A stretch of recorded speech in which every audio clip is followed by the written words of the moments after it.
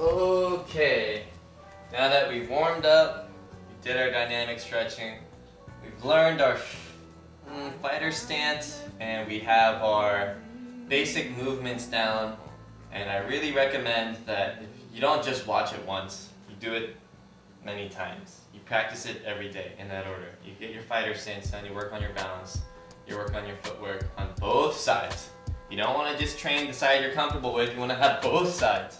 After you have that, then yes, let us learn our first kick. The first kick we're going to learn is called the fast kick. Okay, the fast kick is a front leg kick. Alright? So the fast kick again is there. It's a front leg kick. Notice how my head stays back. It's very quick, comes from the front leg. Could also be called a front leg roundhouse kick. I personally, this is my favorite kick. It's equivalent to the jab in boxing or a really fast lead hook in the sense that this comes from the side, it snaps into the body, whereas a jab might be a cut kick or from the side it's here. A fast kick is like a really fast lead hook, but functionally speaking, I think the fast kick is one of the best kicks to learn in the sense that it has a very low risk to throw the kick. And I think because it's low risk and relatively high reward, it's definitely worth doing, and it's a kick everyone should have in their arsenal, and I think it's the first kick that you should learn. That said, I teach the fast kick into different stages, so I'll call it 3 stages of fast kick, okay? So this is in its final form. Pop! You notice my foot starts and ends in the same spot, okay? But to practice that, we start from stage 1. Okay, so practice this first. Don't jump ahead. You need to have all of them. All 3 stages are important. They all have their own value. No one is better than the other. That's not true. I personally feel like the final stage is the best if you can do it properly. But to get there, let's start. So first step is the step, fast kick, down, back. So what I'm doing is I'm bringing my back foot to where my front foot is.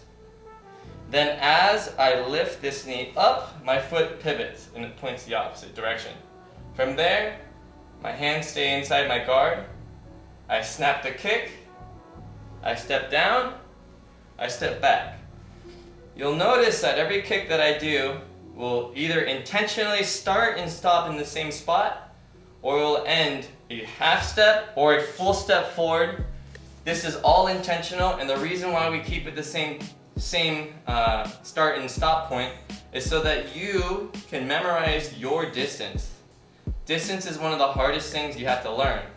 I have to be able to know if I can hit that guy or girl, like, depending on where she's standing, depending on if she decides to move. And the only way I know how to do that is if I know how long my kick is. So I need to have a consistent distance with where I kick, okay?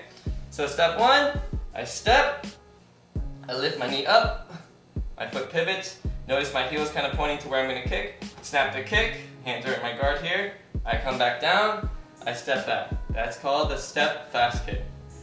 The next is a little faster, it's called the shuffle step fast kick, right? Where we shuffle our feet. Sorry, I'll do that again. I shuffle my feet, I kick, and I come back. It's similar to those shuffling footwork drills that we did, except now we shuffle, we lift, kick, and come back. And this is a little bit faster. I don't like it as much because there's a big tell. When your feet come in like this, then your opponent knows you're about to kick them. And I'm big on not telegraphing my intentions when I spar. So if I do this, boom, boom, you can see my feet coming together. Versus the final stage, I really like this one. This is my bread and butter, is the hop fast kick.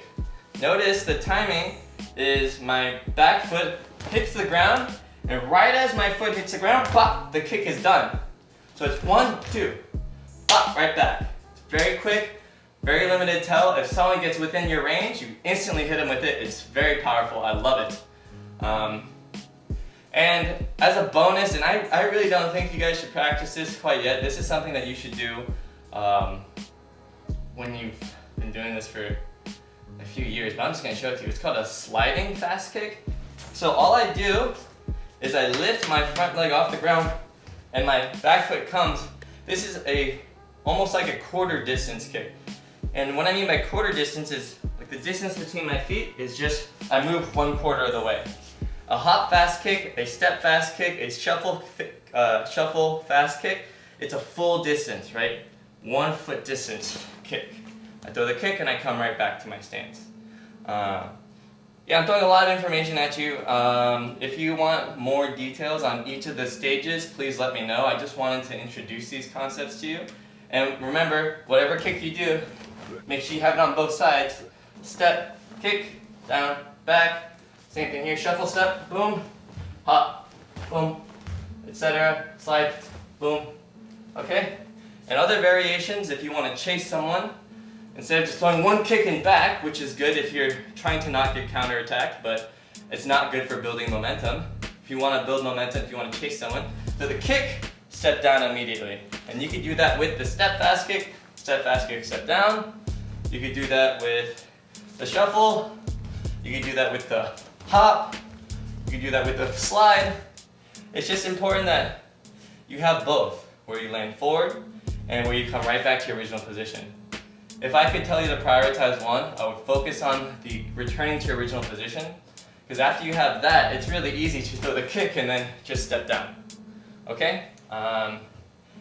Please let me know if there's anything I can do to make this video better. As you can see, this is just being shot in the living room. I could make it a little bit more refined on another day, but I really want to get this out to you as soon as I can. Keep my word to you, and yeah, let me know if you have any questions. Thanks again.